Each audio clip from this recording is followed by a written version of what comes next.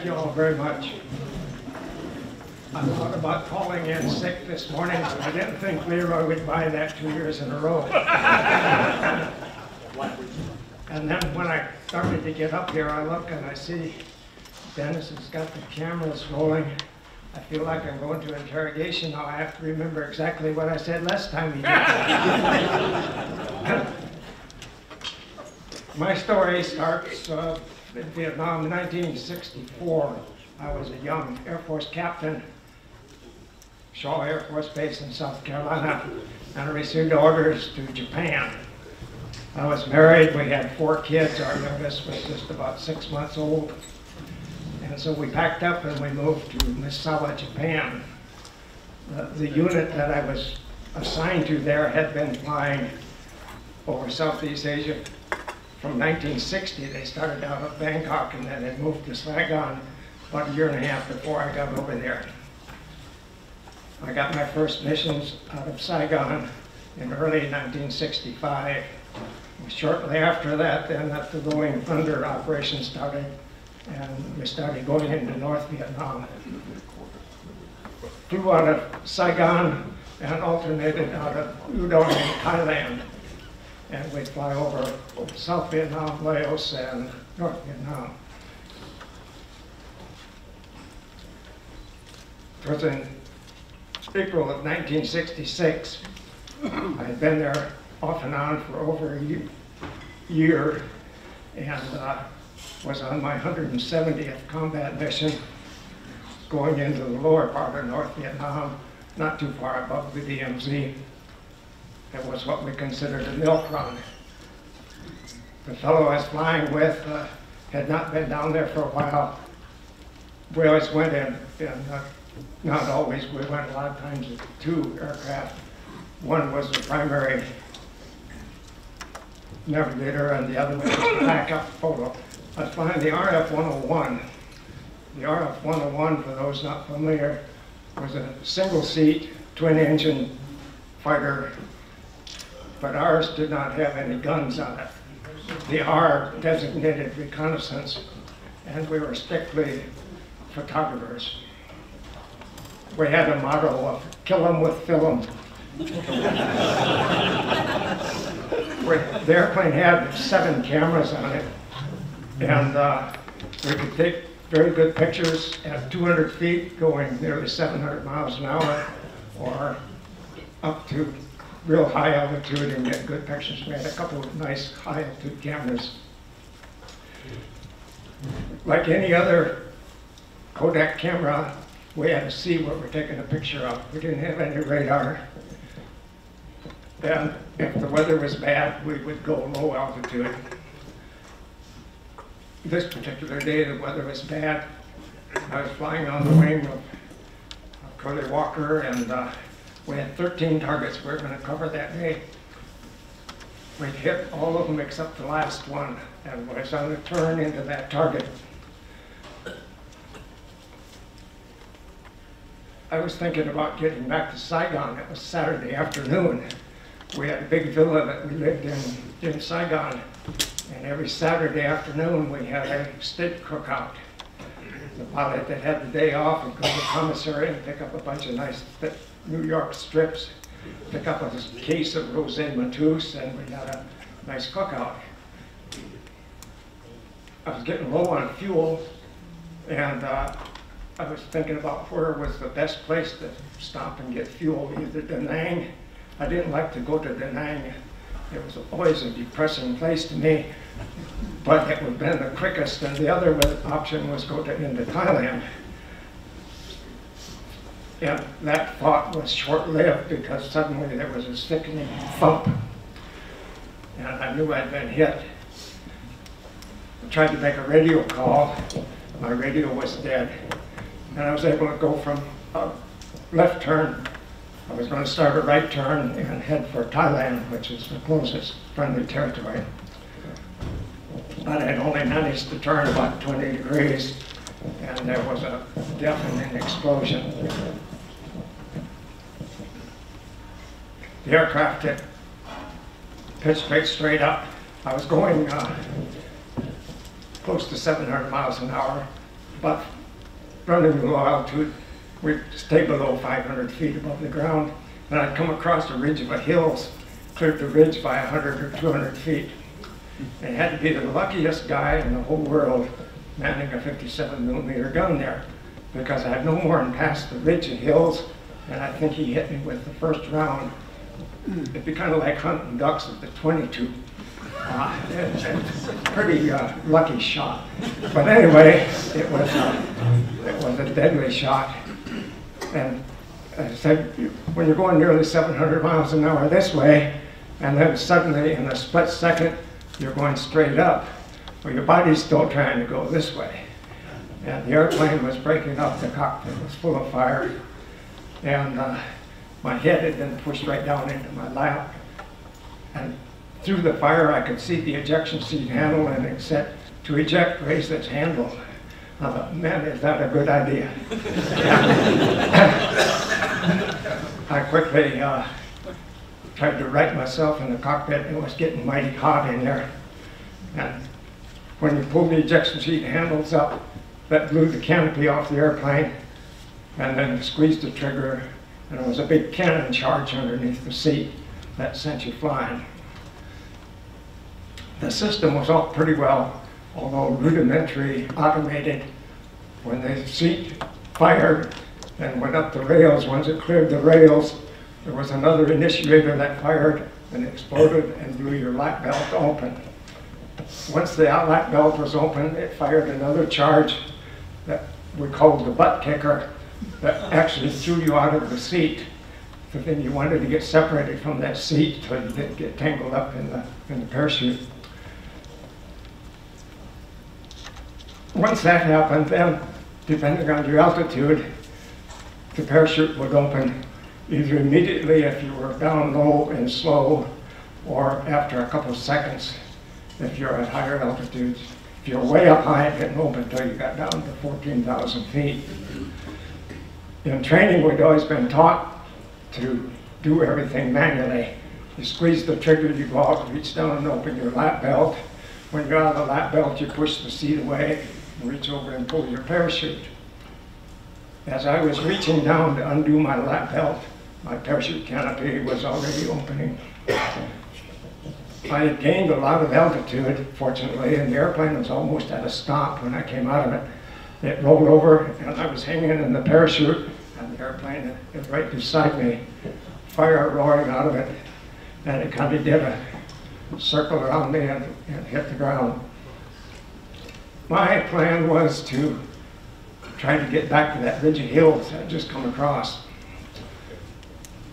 We had just standard round military parachutes, but you could make them somewhat steerable by cutting some of the shroud lines.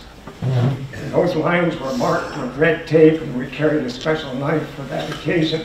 So I reached up and I got my lines cut. I got a hold of the risers, and I was starting to steer the parachute towards that ridge. Well, about the time I got turned where I was headed towards it, I could sing distraction there. And then I realized that there's a bunch of people on the ground that are shooting at me. And that's the first time I ever realized when you look down a rifle barrel in broad daylight, you can see the fire come out the end of the barrel. They ended up putting a few holes in the parachute canopy, but mainly they distracted me from trying to steer my parachute, you know. I'd get pulling down the riser to turn this way and sing, and finally I decided there was no way I was going to make the ridge of hills anyway. I was going to get set for a landing, and where I could try to get to the jungle as fast as I could. I undid my parachute and just hung back in the harness. Never having done a parachute landing before, I'd practiced some jumping off the back of a truck, but never a real parachute landing. I thought I did a beautiful job. I hit the ground, rolled over back up onto my feet, and I took off running. I forgot one little detail though. I still had on my oxygen mask, which had a rubber hose that was attached to the parachute harness that I'd just thrown out. Well, I ran that little 18-inch rubber hose stretched about 10 feet, I think, and then whop, flat on my back, right behind a big boulder about the size of that table. And that was probably a lifesaver because they were coming with their guns blazing. I had a Smith & Wesson Combat Masterpiece 6-shooter, but I didn't feel I was as good at it. And John Wayne was picking off 100 people coming at me with rifles. And within about a minute, they were there and captured me. I was paraded around that night to several locations. One of them, I assume, was the gun site that got the credit for shooting me down. Spent the night then in a little village, and then was taken up into the mountains the next day and put in a cave where I spent a few days. Eventually, out of the cave and started to move, and instead of going north, we were going southeast. They started out in a truck, but we only went about 10 miles. They ran the truck in the ditch and rolled it on the side. And then I walked the rest of the way. I think 3 days or 3 nights. We never walked during the day.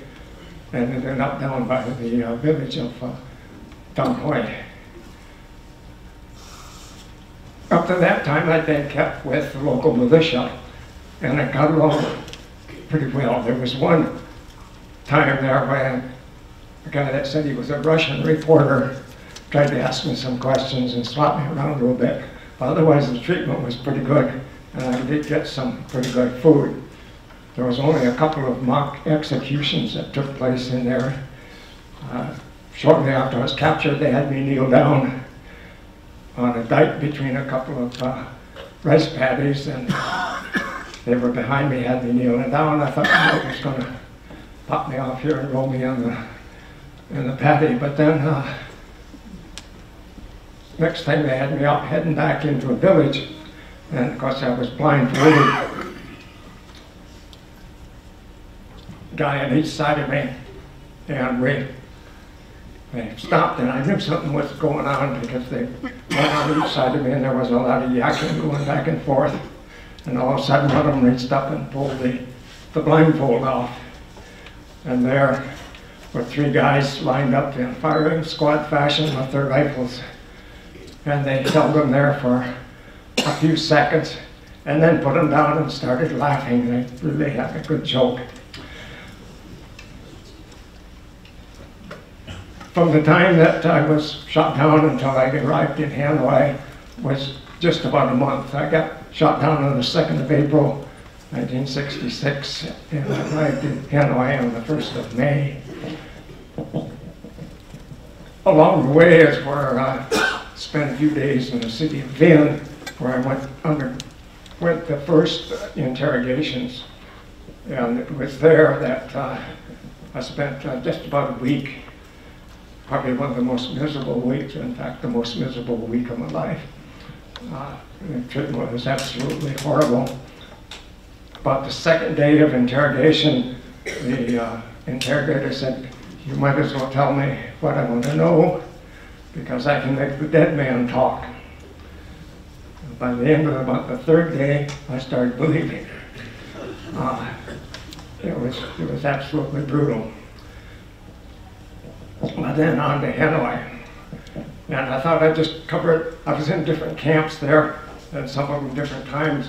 So I thought I'd go through just what life was like in the different camps. And now I can only speak to the camps in North Vietnam. The people in South Vietnam had a completely different than we did. We kind of were at a picnic compared to what they had in the South. Many of them that were captured in the South were eventually brought north and released out of Hanoi, but they spent most of their time in South Vietnam. But anyway, the first camp we got to in Hanoi was possibly what they called the Hanoi Hilton Complex. It was a place we called Heartbreak Hotel. And there was 6 or 7 cells,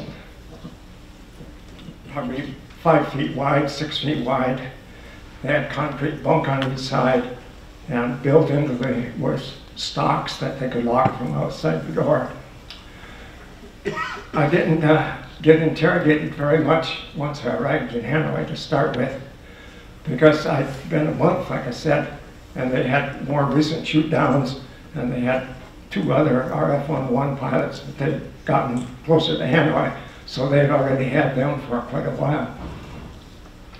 So the interrogations were mostly looking for political propaganda, wanting to write statements that you'd gotten good treatment and that kind of stuff, and that you'd committed crimes against the people. But anyway, refusing to write anything, and they didn't bat me around too much then. Moved to a camp that we called the Zoo.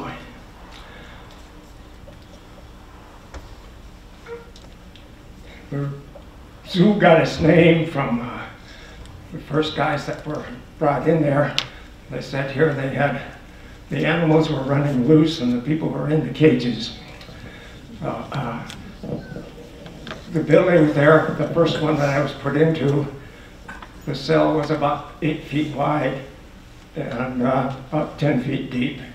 A really high ceiling, probably 9 or 10 feet high ceiling. Right up next to the ceiling was a 4x8 vent. That was the only ventilation for the room. The door was a solid wooden door with a little trap door that they could open to peer in or to hand the food through sometimes. The only furnishings in the room was a pallet about the size of a table, built up off the floor with a brick about 16 inches off the floor. Initially, I did not have a mosquito net. The only furnishings I had was a 10-quart tin bucket in the corner for toilet and a straw mat to put on the bed. The routine at the zoo was start in the morning. They always turned on what we called the camp radio. There was a loudspeaker in each cell. And they turn on the loudspeaker every morning, let us listen to Hanoi Hannah. And then about 10, 11 o'clock, they would come around with our first meal. In between there was probably a time when they would have come around and have you put your toilet bucket out and either go empty it or have, usually they had just one guy empty them all from one cell block. But then about 11 o'clock, you got the first meal. And there, the first meal was a small loaf of bread and a bowl of soup. One of 3 varieties. We had pumpkin, cabbage, and sugargrass. The pumpkin was just small cubes of pumpkin floating in lukewarm water. Cabbage had little cabbage leaves again in lukewarm water. The other stuff, not sure what it was, but it was green, slimy stuff floating in the water. That first meal, I said, was about 11 o'clock.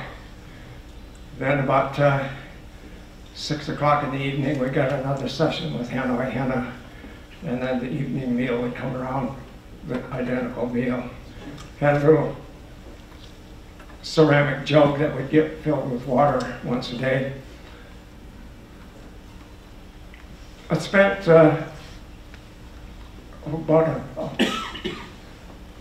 month, I guess. I was put off into a little building on the edge of the camp, isolated from the other buildings by about 30, 40 feet.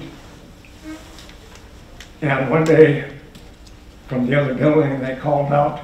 I knew there were Americans over there because I had a hole in my door that I could put my eye up and see out.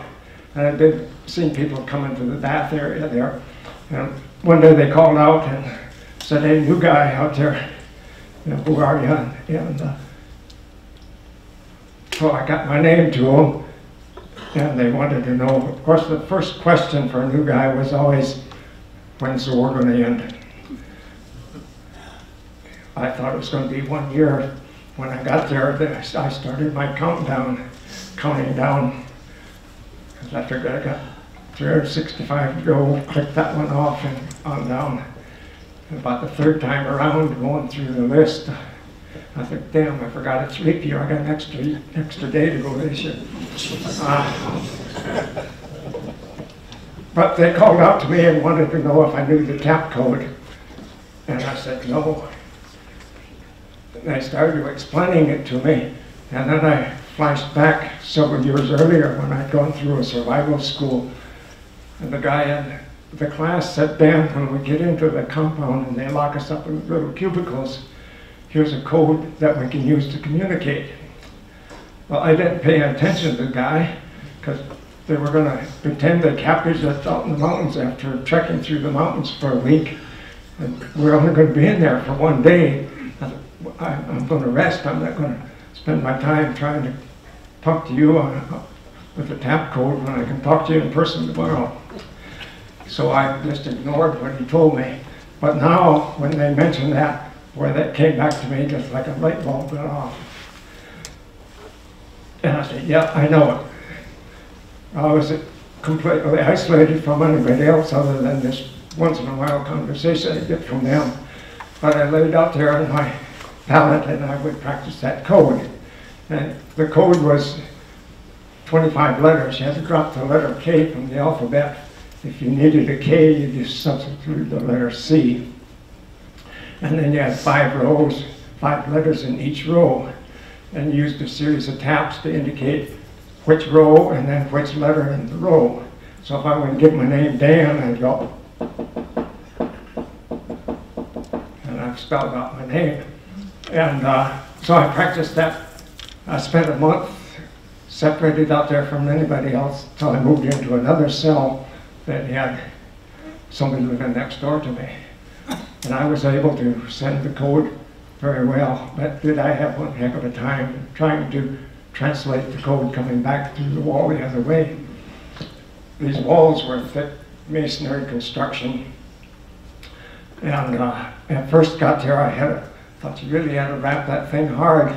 And that was, they got to me quick and said, don't tap so loud, you know, they're going to hear you over in the head shed. Just use your knuckle and tap. But anyway, it took me quite a while to get where I could master the code and receive it. And once I did master it, I could sit there and talk just like I was talking to you here. I spent until June of that year at the place, the zoo, and then I moved to a camp we called the Briar Patch. The Briar Patch was about 40 miles west of Hanoi. It was a little different out there. The camp Hanoi had electric light and a little light bulb that burned 24 hours a day and a whitewashed cell, so it was bright in there all the time. The Briar Patch has no electricity, no whitewashing. The walls had been stuccoed with real rough stucco, so you made it trouble to tap on the wall. Routine out there was completely different. Now instead of receiving your morning meal at 11 o'clock, you got your morning meal before the sun came up. They'd come around before daylight, bring you your morning meal. When you finished eating, they tied your arms behind your back, and you spent the rest of the day arms tied behind the back. The evening meal came after sunset, and then they would take the rope off one arm. They always kept the rope tied to one arm. There we had interrogations quite frequently, and they were always for usually political type stuff. The first thing they started with was they had a campaign going. They were going to make everybody write an autobiography. And a lot of this stuff I'd already told them in the initial interrogations, but they wanted it written down. And I think we all there did everything we could before you would write an autobiography. Well, about a month after that, it was something else they wanted. And then that fall, they come around and they wanted a war crime confession from everybody. From people moving around, we know when this had started in the Hanoi area already. And they started in our camp on the east side. The worst part of the writing the war crime confession was hearing the people come to the interrogation room. The cell I was in was right next to the interrogation room. And you hear people come to there and spend days in there in absolute misery until they would agree to a right. There were 50 of us at that camp. Eventually everyone ended up writing a war crime confession. They had all written out for you what they wanted to say. Told you don't lose any words. They didn't say about you can't add a few words. And I don't think they actually ever read most of them. But it was absolutely brutal time in that camp. And this took place in all the camps in North Vietnam. One of the guys that had recently been captured was in Hanoi, and he ended up writing a fairly lengthy war crime confession. He didn't follow the form they had written that he just copied. He wrote his own, and they were really impressed. There was a fellow over in Stockholm, Sweden, was going to run a war crime tribunal, Bertrand Russell. And so Mills had written this lengthy confession, and that was the one they selected to take to the Stockholm for the war crime trials over there. What they didn't realize was that Nels had, thank you, yeah, thank you very much. One thing that they didn't realize was that Nels had really stuck it to them. They have written about all the people on the aircraft carrier, all of his squadron mates, and he used all the comic strip characters and all the TV characters. The flight surgeon was Dr. Casey or somebody that was popular back then on the radio. And all the comic strip characters were his fellow pilots. And the things that the aircraft carrier could do was just absurd that they bought it hook, line, and sinker. I met a reporter that was present at this tribunal in Stockholm when it took place, and that was one of the first pieces of evidence that they entered into the tribunal. And he said when they read that, the entire press corps broke out in laughter, and it just embarrassed the daylights out of the Vietnamese officials, who I think came down hard on the military, who came down hard on the camp commander, who came down hard on Mills. He spent the next 18 months with his hands handcuffed behind his back and his legs in iron stocks. But he said it was worth it for getting to him. Every month it seemed at the briar patch there was something like that going on. The food was about the same, except instead of a loaf of bread, we got a bowl of rice.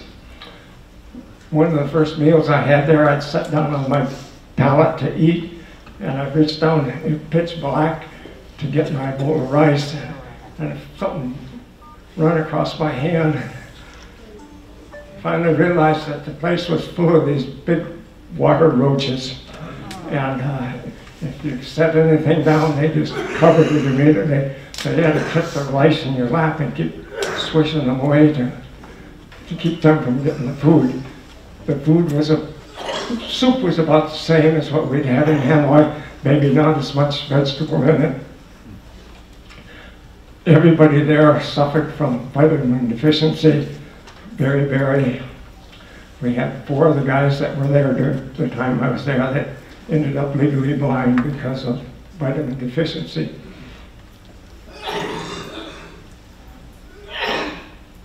The bed there, instead of being made out of a 1-inch thick board, was made out of 2-inch thick board. And believe me, there's a difference in comfort level sleeping on a 1-inch board versus a 2-inch. The 1-inch was firm, this was the extra firm. And after several months there, it was back to Hanoi, back to the zoo again. In May of 1967, I went to interrogation one day, and here they brought in another guy that had been shot down about 2 weeks before me. And they said, you know, today we give you a cellmate. He had been in solitary for the entire time, the same as me. And we moved in together. That night, God, did we have the stuff to talk about. We talked until they come and told us we had to go to bed. The next day we talked and we talked and we talked. So their throat got the feeling like mine does right now.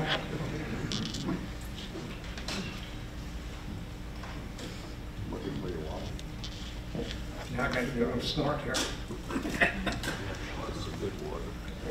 I was hoping somebody'd stick a little brandy in there.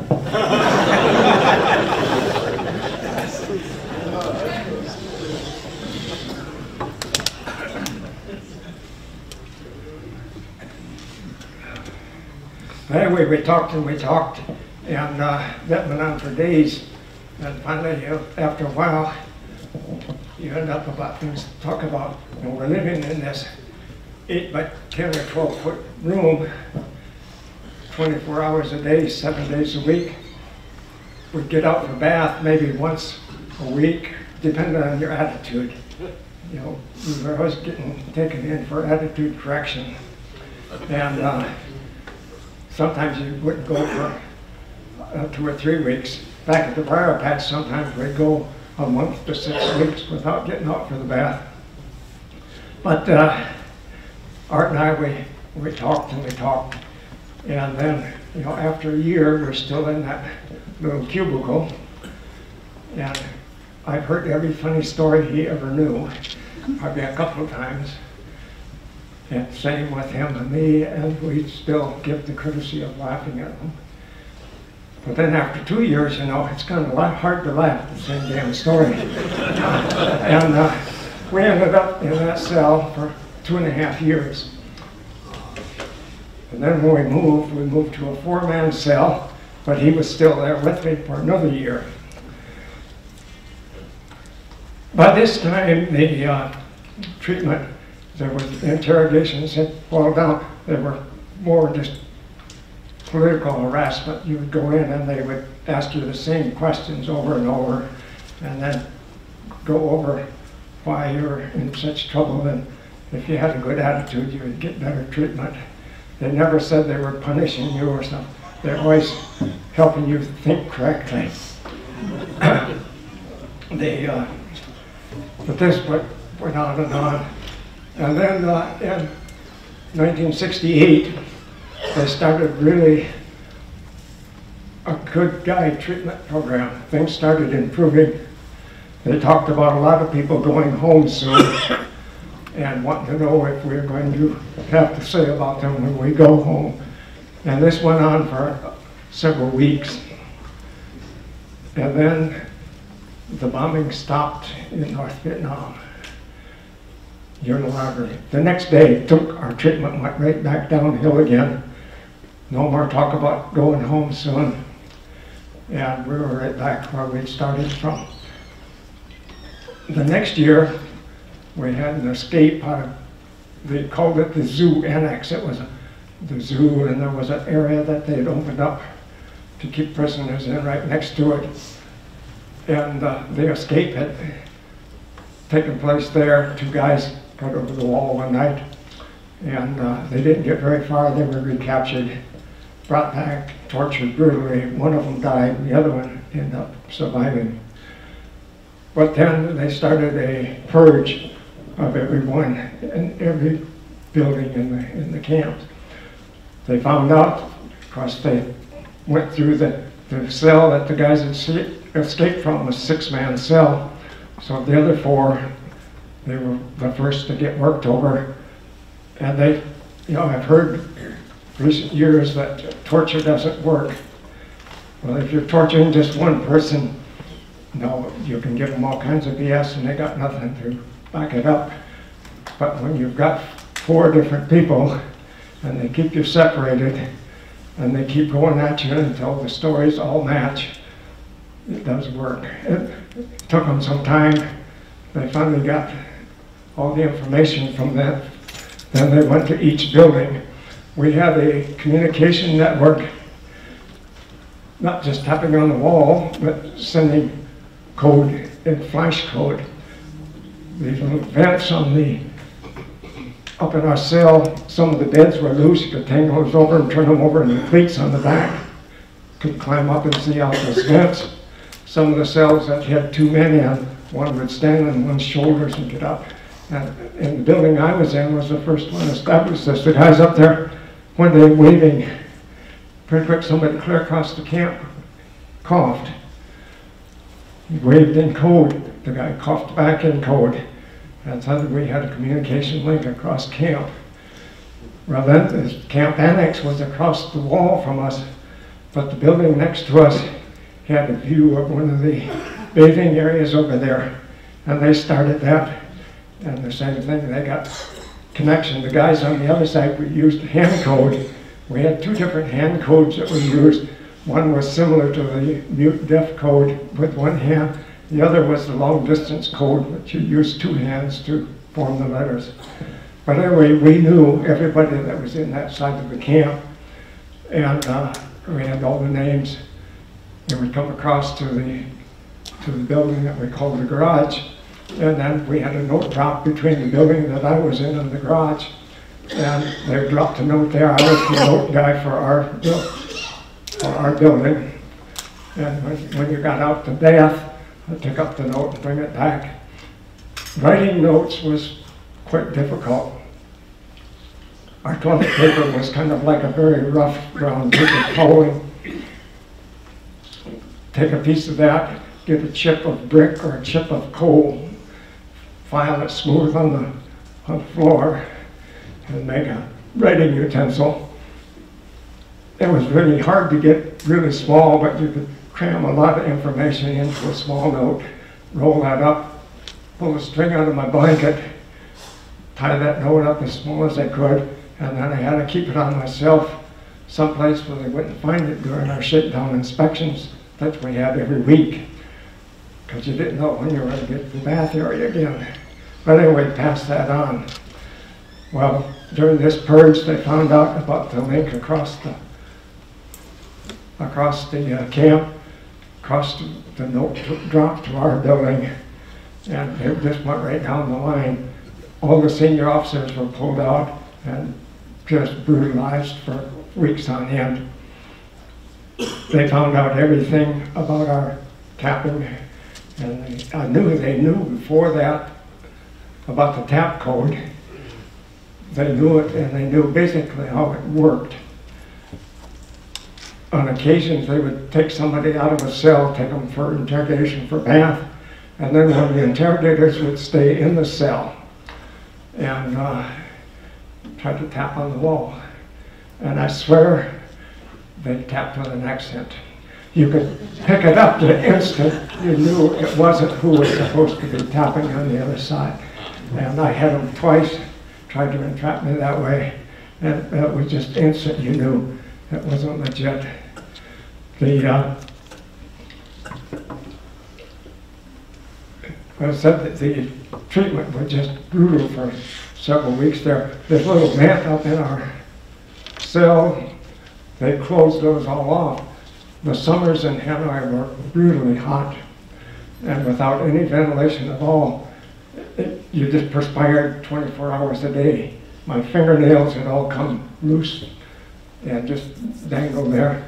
Had heat rash on the complete body, on heat rash on top of heat rash. And the only relief was to lay on the bare concrete floor. That would help absorb some heat. But if they come around saw you laying on the floor, you were punished for laying on the floor. So it was a tight, tough go there for quite a while. Following that though, then they had a big move in the camp. That's then when I moved in with two other guys. Art and I moved into a 4-man cell. Not much bigger than the cell we just come from, but it had a sleeping area for 4 people.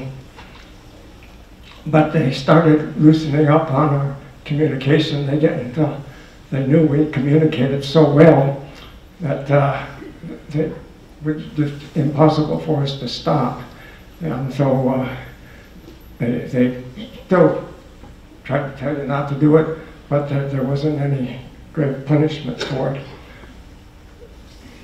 They started opening up some of the windows that had been bricked up. They had a window in North Vietnam was a hole in the wall, and the hole in the walls had bars in them, and then they bricked those all up so you had nothing. Well, they started taking some of the bricks out of the windows.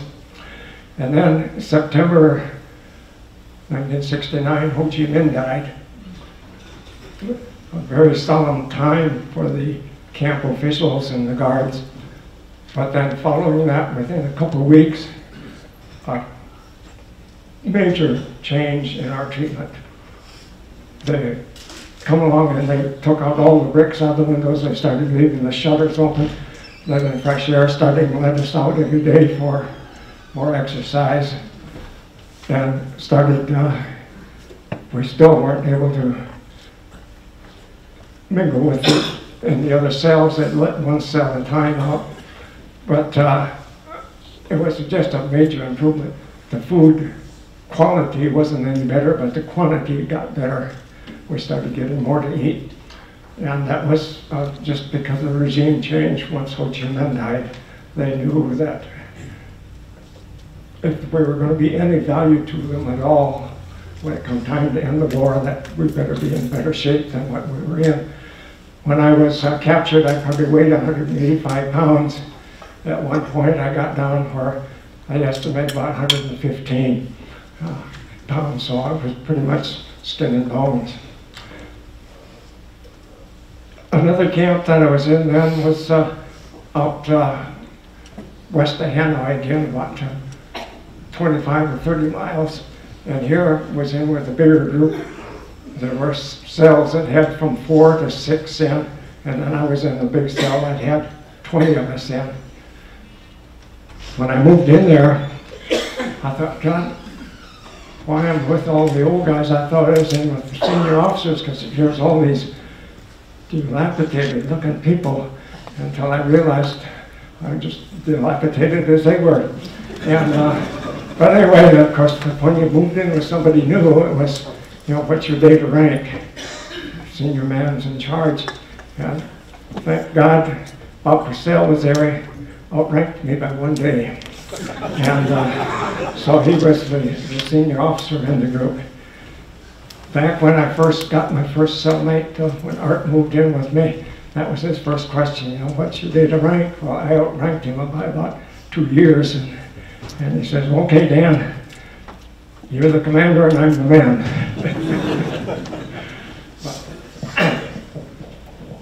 But anyway, here we got out every day. About 40 of us could get out and mingle around. You got out, you were able to get a bath every day if you needed one. And the food got considerably better as far as quantity-wise. We were getting plenty to eat. Again, it was mostly rice and soup, but the soup had a lot of consistency to it. We weren't there too long though, and one night, of course this is during the bombing halt, one night all of a sudden all hell breaks loose. There's rockets going off, there's bombs going, and there'd been a bombing halt. I was too sick to get off my pallet. I'm not sure what I had, but I was really sick. But the other guys were up looking out the window, seeing shells going off in the air, missiles going off, and so on. And then the next day, a bunch of trucks showed up in the camp, and they loaded us up and hauled us back into Hanoi. And that's when we moved into the place they called the Hanoi Hilton. We were now in big cells. They were probably designed for 30, 35 Vietnamese prisoners. But they had 50 of us in there. We had about 17 inches of sleeping space. And here, instead of sleeping on boards, we slept on concrete. They had concrete slabs built up off the floor. The concrete was the ultra firm. Sealy would have had it. They would have been really out of luck there, because there's nothing better than solid concrete to sleep on.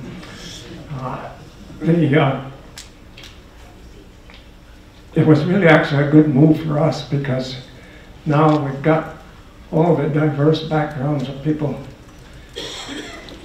And we started having classes. We had people that were fluent in Spanish and German, Russian, and so we had language classes. We had anything you could think of. Anybody that thought they could teach something did. And we also had poker night. We made poker chips, take the bread and peel the crust off and just use the dough, squish that up and get this gummy, and you could make stuff out of it. Made dice and poker chips. Take and put cigarette butts or coal dust. You could make black chips, get some brick dust, make red chips. White ones were just plain. But we found as soon as we got the first batch made, though, that we had to have some protection cover for them, because that night the rats come in and ate them all. Early on, there's been some packages come in. That's early on in the '68 time frame, and some people had gotten playing cards in their packages. Well, we had a big shakedown one day, and they come around and took away all the stuff that anybody had ever received in a package. But then they started issuing playing cards. They were thick cardboard, like a deck of cards was about that thick, and you didn't dare shuffle them like you're used to shuffling because they'd all break in half. But we had our poker night. We had movie night. Every night we had a movie. Someone who'd seen a good movie would sit at the head of the group, and everybody, one group burned a blanket and sat around on the sleeping pallet there, and they would tell a movie. Some of these would last 2 and 3 nights, and some of them were really good. We had one guy that his parents, I think, had owned a theater, and he had seen hundreds and hundreds of movies and remembered them very well. And he was our main movie teller. But others, just any good movie that they'd seen. So I made it a point when I got home to go see some of those movies because they were such darn good stories. And I found the story they told had no resemblance to the real movie at all. But they were good storytellers.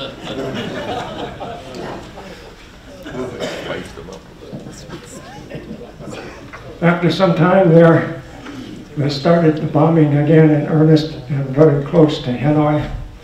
And they packed up 220 of us, and they took us north to a place we called Dog Patch.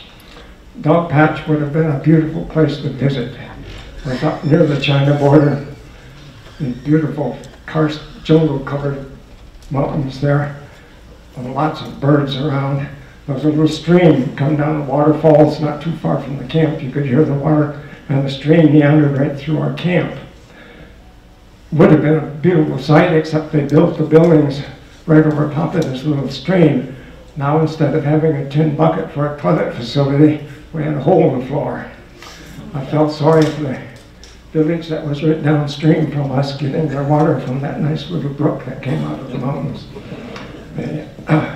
There was no electricity up there. We didn't have any loudspeakers in the cells.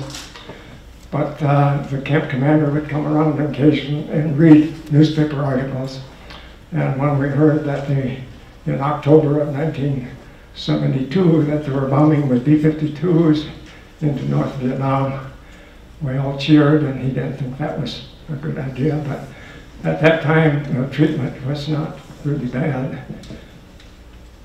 And then come along Christmas time, and it was quite obvious they were bombing the Hanoi area with B-52s. And he came around one time and read us an article, and then we didn't hear any more from him. But we knew just from the actions that was taking place in the camp that we weren't going to be there much longer. Whenever it would come time to move, they would come in and give us this roll-up signal. Take your hands and go like that. And we had the straw mat that we slept on. We all had a mosquito net and 1 or 2 blankets and an extra pair of pajamas. And this particular night, our officer that was in charge, Spot, came in. He had his little kerosene lantern, gave us the roll up, and then he looked around and where everybody was rolled up and ready to go. He says, "Who tell you?" And all we had to do was look outside and see all the trucks come into camp when we were heading out. Now, when we moved up there, we only traveled at night.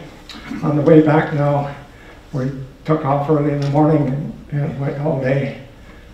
Much faster ride back to Hanoi than it was going up. The roads weren't much better, but the bumps didn't seem to bother near as much because we knew we were heading out. We got back to Hanoi, back into the Hanoi Hilton, back into one of the same cell blocks I'd been before I left there. And now we're arranged in quarter to our shoot down dates. Those captured first would be going home first. And I think it was on the late January, Camp Commander, first time that he had recognized our military organization, our military leaders. There were 4 colonels that were captured, that they had them off separate, but we had Lieutenant Colonel and several Navy commanders, Navy commanders in the group. But anyway, the first time they recognized the military organization, and they had Colonel Reisner call us all out for formation. There were 350 of us in that camp at the time. We fell out into a big courtyard in military formation. When we'd been in the Hilton before, this courtyard was all divvied up into little bamboo cubicles so you couldn't see from one to the other. Now it's all opened up. There's a couple of volleyball nets set up. There's a couple of basketball hoops. Nothing that we ever got to use. It was strictly there for the photographers that were going to be covering our release. And the camp commander then got up on a stool and said he had some important information for us. But he said, "Before I do, when you get home, I want you to remember that I'm a good guy. And I'm required to read this document to you within 5 days, and I do it in only 3. So what a nice guy. Anyway, he read us the protocol on the release of prisoners. And we knew then that within 2 weeks, the first of us would be going home. Going to be released according to your capture date, other than some sick and wounded. February 12th, 73 came around. We formed up and we left the Hilton. 120 of us that day going out. We'd been on the bus for quite a while. The Vietnamese people along the street were cheering and waving as we left. And we stopped a couple of miles short of the airport, and we sat there for at least an hour in the bus. These buses were like big vans, or held 20 people in each bus. Finally, they offloaded us all and took us into a building just barely big enough to hold 120. And there they brought us a piece of toasted bread that had been dipped in sugar and half a cup of beer. And they said, "Well, there's a problem with negotiations." So we sat there for about an hour. We all expected we were going to be back on the bus heading back to camp. We're back on the bus and out to Gia Lam Airport. And there sat this big, beautiful Air Force C-141. I had never seen one before, but I knew the darn thing held over 200 people. There's only 120 of us going out. So the first 2 buses, 40 people offload, go onto that airplane. It closed its doors, started the engines, and away it went. And you talk about a sinking feeling. No one on the bus that I was on said a word, but in years later, in talking to them, they all had the same thought that I did, was something went wrong, they bugged out, and we're going back to camp for tonight. But unbeknown to us, they were only putting 40 on an airplane. They had 3 different airplanes come in. And the group that I was in was towards the end, and so we got on the 3rd airplane out the first day, flew into Clark Air Base in the Philippines. Tremendous welcome there. I think every American stationed at Clark Air Base turned out, and we went to the hospital there at Clark for initial evaluations. Our first meal there, they said they're going to have something for us to eat, and the first people that went down to the dining room, they had some damn pablum or something. And they said, you know, we want something to eat, we don't want that stuff. Well, they were worried about our digestive system, and we said, forget about our digestive system, get us some real food. And so they said, okay, go back to your rooms, we'll get the rest of the kitchen crew in here, and we'll do it right. And they did. When we went back down, and you got through the line, you could get whatever you wanted. I had steak and eggs. The guy in front of me had a dozen eggs. And then a big bowl of ice cream afterwards. That evening then, back in my cell, in my room, nice bed with nice white sheets, a bathroom with a stool in it, was nice, white, shiny, not a rusty old tin bucket. This is really heaven. And the nurse come in about midnight, and I was still wide awake, and she said, well, she'd bring me a sleeping pill. I should get some rest, you know.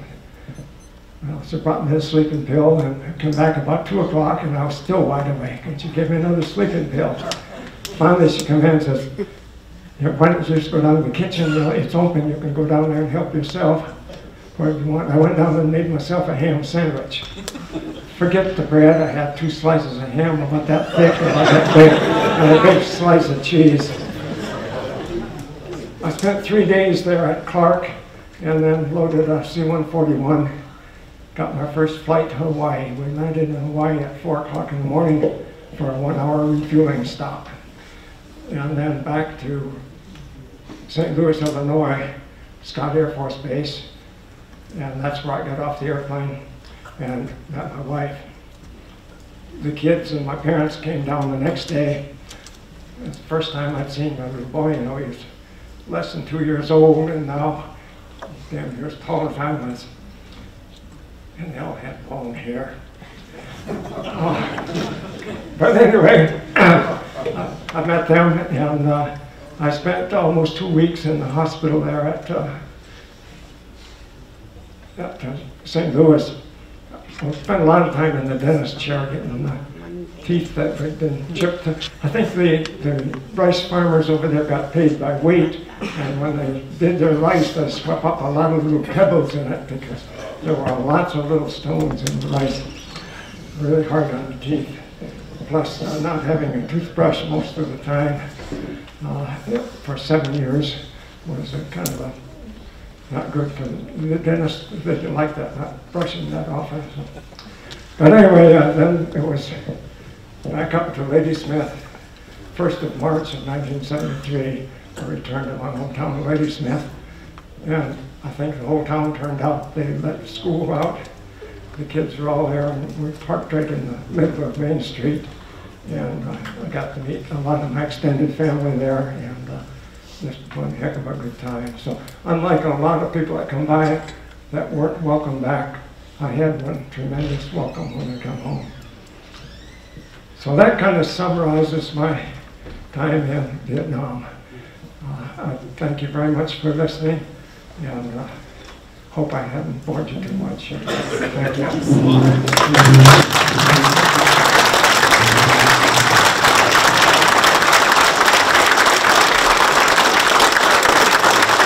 Dan, don't move out. Let's stay here. Dan, for your generosity in stopping by and seeing us, we have a 50th anniversary coin for you. So thank you. Thank you.